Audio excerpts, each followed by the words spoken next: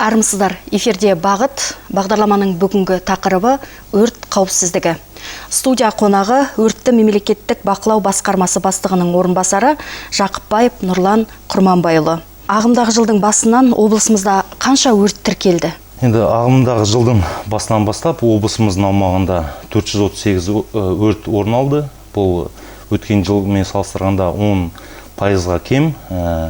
Өрттердің салдарынан 23 адам қаза тауып, 20 адам жарақат алды.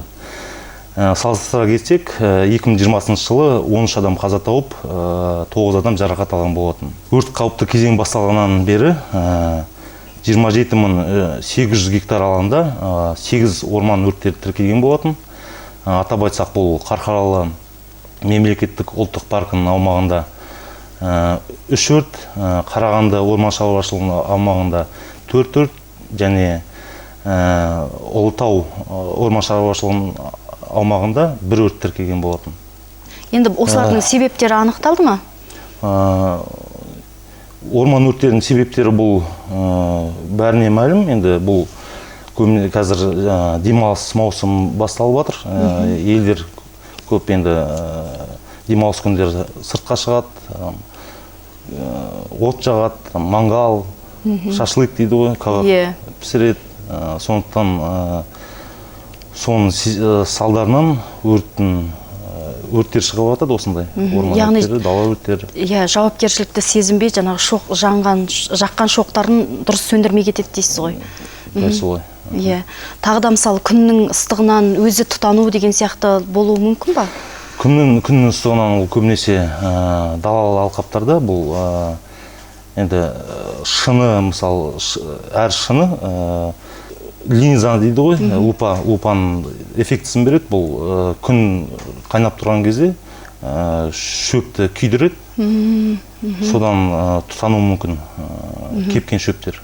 Бұндай да жағдайлар орын алды ғой енді? Ондай жағдайларда орын алып жатады. Өртке салғырттық танытқан тұрғындар қандай жауапқа тартылады?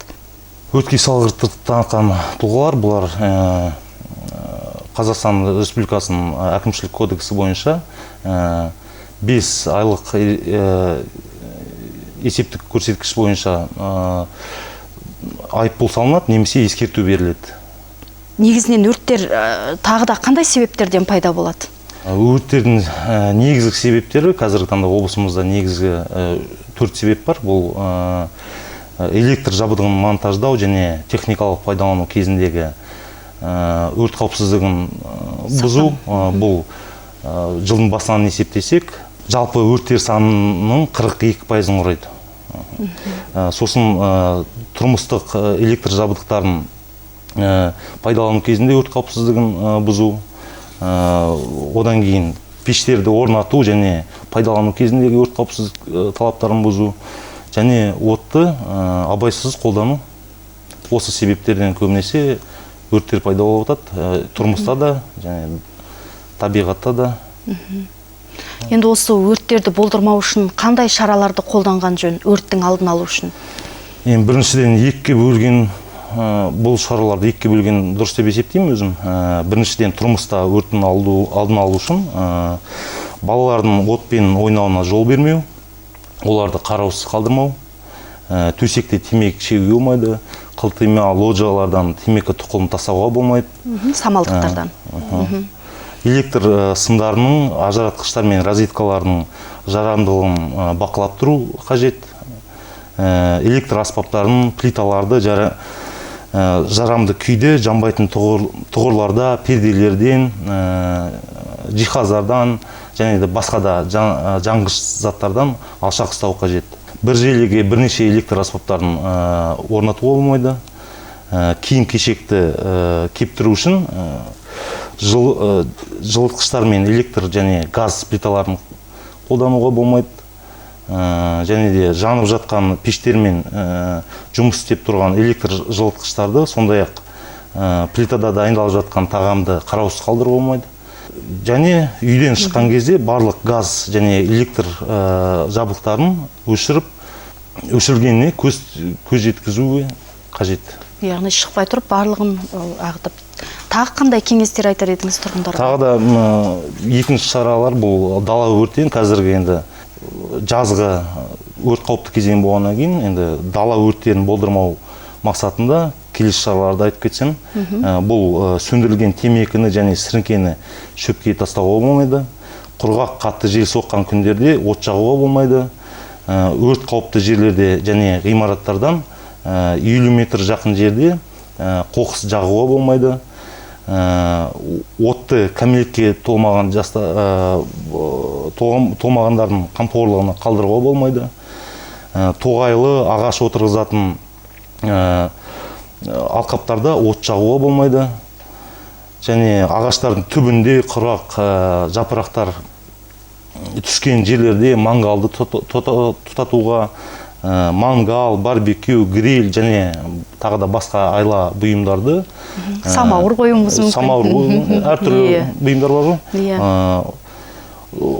Солар орнатылған орындар ғимараттар мен үй-жайлардан кемінде 10 метр қашықтықта болу керек. Демалыс орнынан кетер кезде сөндірілмеген отты, бықсыған көмірді тастауға болмайды.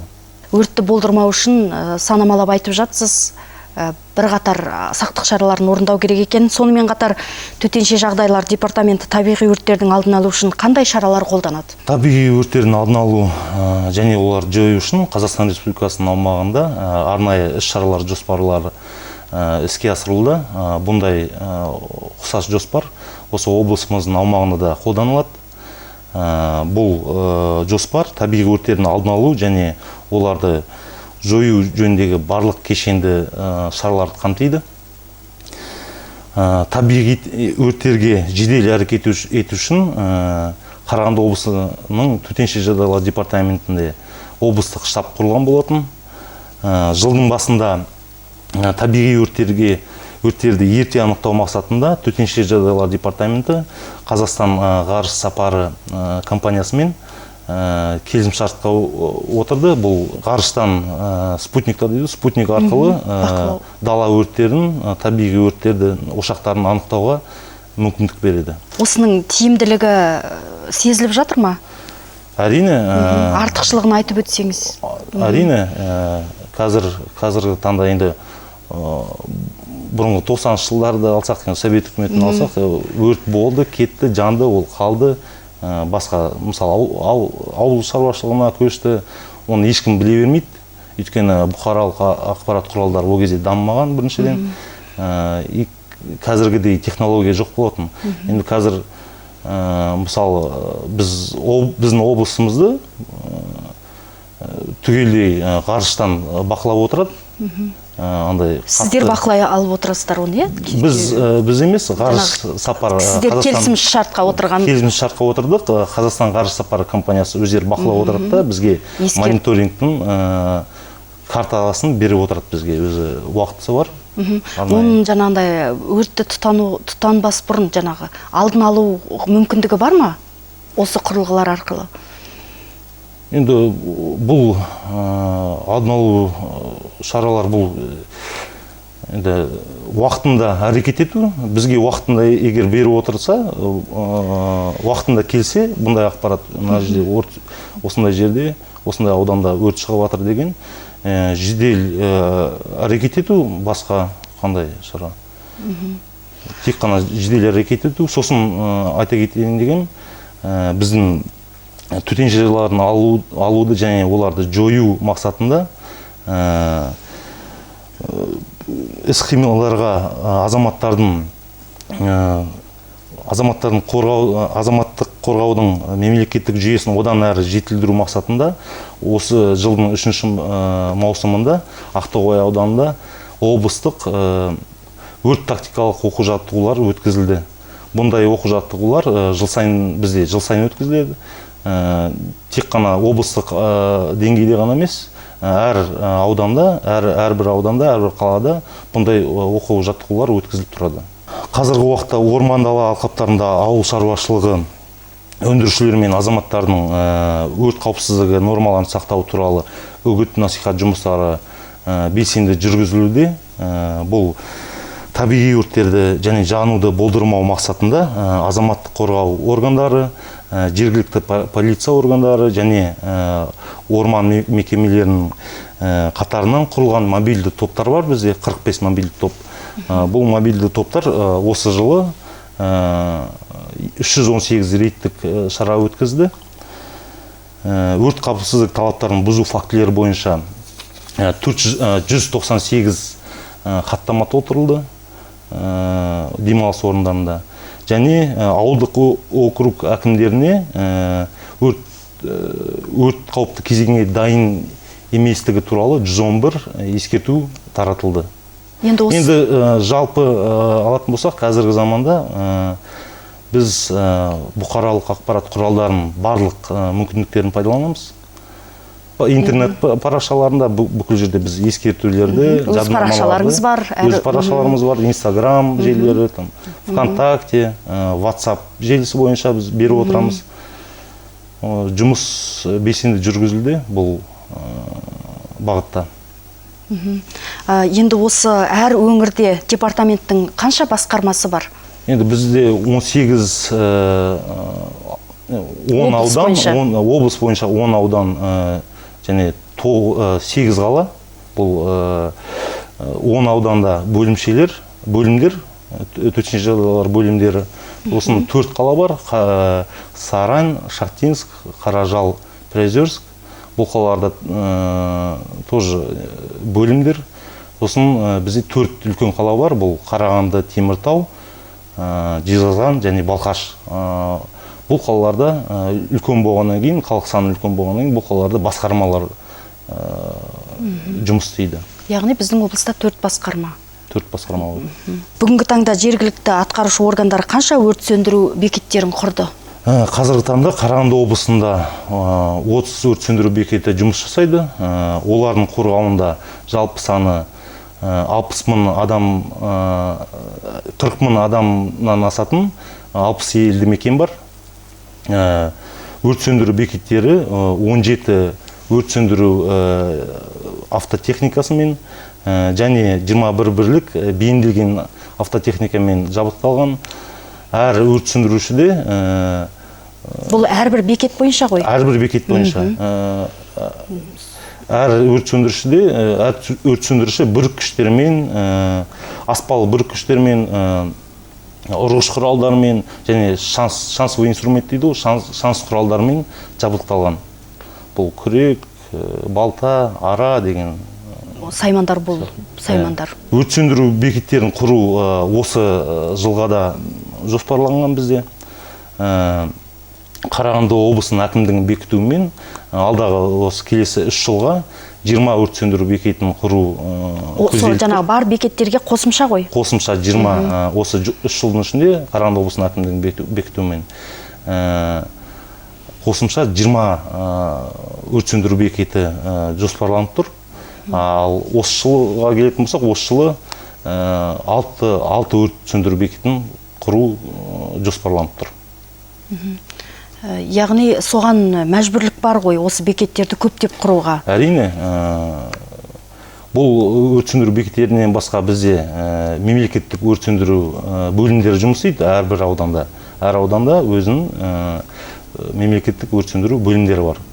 Оларға қосымша ретінде, мысалы, үлкен аудандарда мемлекеттік өрт сөндіру бөлімдері жоқ жерлерде осындай бекеттерді құру жоспары бар бізде. Ол Қазақстан бойынша, республика бойынша бұндай жоспарлар іске асырылады. Жаңа айтып өткенде енді бізде 30 бекет құрылған, мемлекеттік өрт сөндіру бөлімінен бөлек олар. 30 бекет құрылған уже, ал осы 3 жылдың ішінде тағы да 20 бекет құру керекпіз. Жаңағы аталған бекеттерде көптеген жұмыс күшін қажет ететіндігі белгілі. Осы орайда өртке қарсы қанша ерікті құрама топтар бар және олар немен жабдықталған?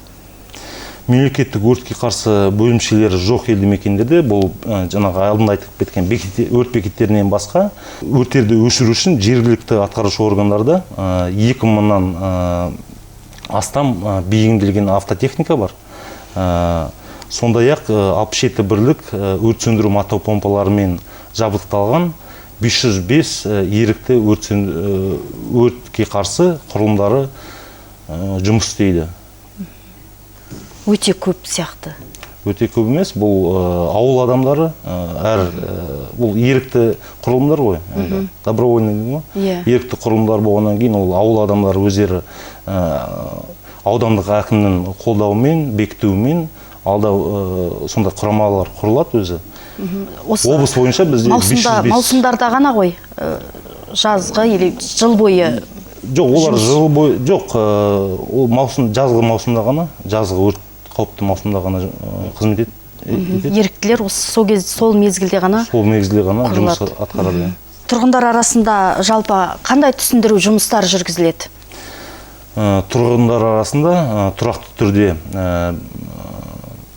осы аудандық, қалалық, тек қана олармен ғана емес, тек қана аудандық, қалалық бөлімшелермен ғана емес, біздің департаменттің тарапынан қызметкерлер профилактикалық жұмыстар өткізіп тұрады. Ол тұрақты түрде бізде.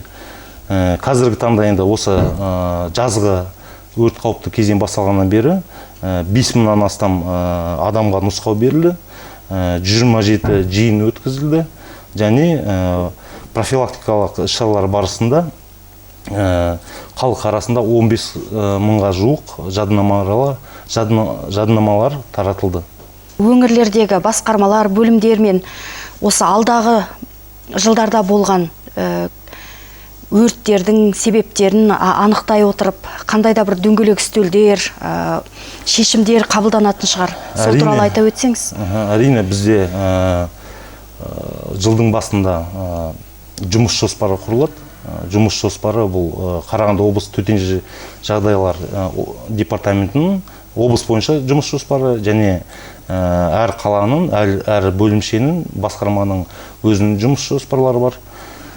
Бұл осы жұмыс жоспарларына сәйкес үгіт насихат жұмыстары, сосын осындай дөңгелек үстелдер өткізіп тұрады. Республика бойынша алған кезде біздің өңірдегі өрттің алдын алу шарасы қандай деңгейде? Республика бойынша енді дәл деп айта алмаймын, енді Қарағанды облысының төтенше жағдайлар департаменті жоғары деңгейде тұрады. Бірақ енді біздің облыстың аумағы үлкен болғаннан кейін бізде төтенше жағдайларда өрттердің болуы да саны өте үлкен. Өйткені халық саны да үлкен болғандықтан, аумағы үлкен болғандықтан бізде ондай көрсеткіштер жоғары дейсіз ғой? Жоғары.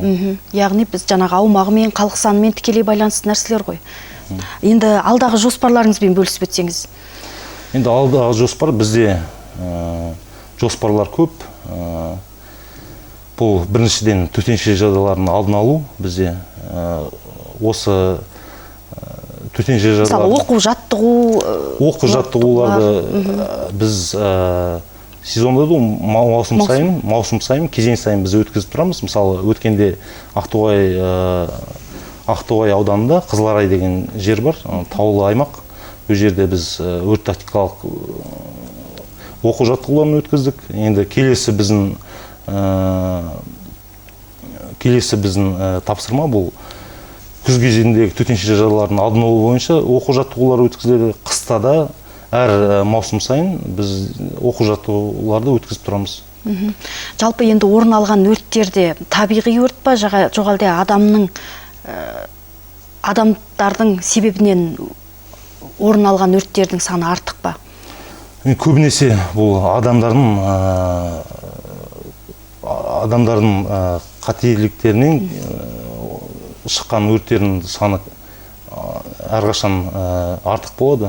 Өйткені табиғаттың өзіне де адамдар сол әсер етіп отыр ғой.